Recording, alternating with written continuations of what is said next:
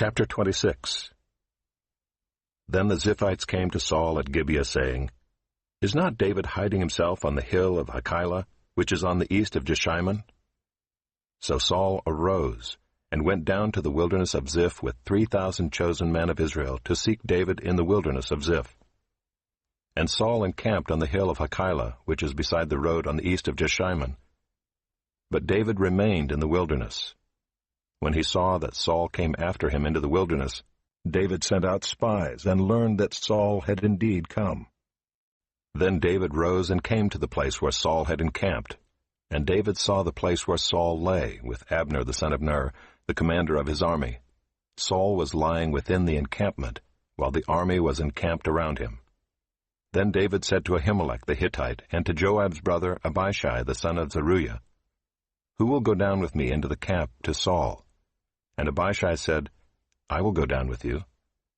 So David and Abishai went to the army by night.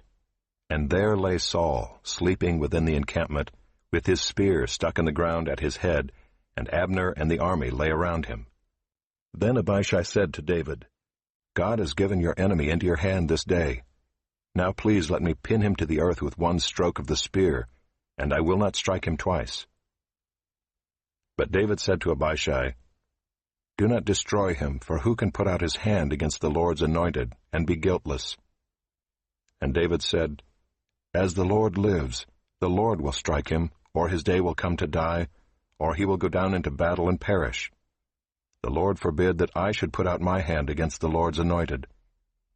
But take now the spear that is at his head, and the jar of water, and let us go. So David took the spear and the jar of water from Saul's head, and they went away.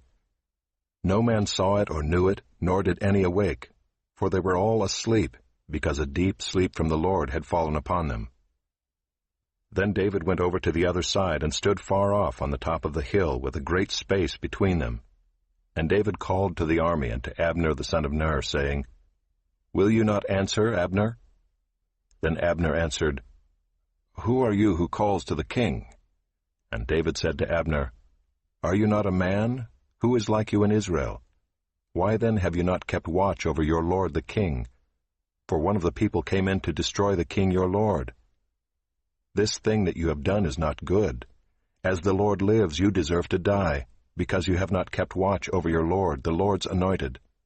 And now see where the king's spear is, and the jar of water that was at his head. Saul recognized David's voice and said, Is this your voice, my son David? And David said, It is my voice, my lord, O king. And he said, Why does my lord pursue after his servant? For what have I done? What evil is on my hands? Now therefore let my lord the king hear the words of his servant. If it is the Lord who has stirred you up against me, may he accept an offering. But if it is men, may they be cursed before the Lord, for they have driven me out this day that I should have no share in the heritage of the Lord, saying, Go, serve other gods. Now therefore let not my blood fall to the earth away from the presence of the Lord. For the king of Israel has come out to seek a single flea like one who hunts a partridge in the mountains. Then Saul said, I have sinned. Return, my son David, for I will no more do you harm, because my life was precious in your eyes this day. Behold, I have acted foolishly, and have made a great mistake. And David answered and said, Here is the spear, O king. Let one of the young men come over and take it. The Lord rewards every man for his righteousness and his faithfulness. For the Lord gave you into my hand today, and I would not put out my hand against the Lord's anointed. Behold, as your life was precious this day in my sight, so may my life be precious in the sight of the Lord, and may he deliver me out of all tribulation. Then Saul said to David, Blessed be you, my son David. You will do many things and will succeed in them. So David went his way, and Saul returned to his place.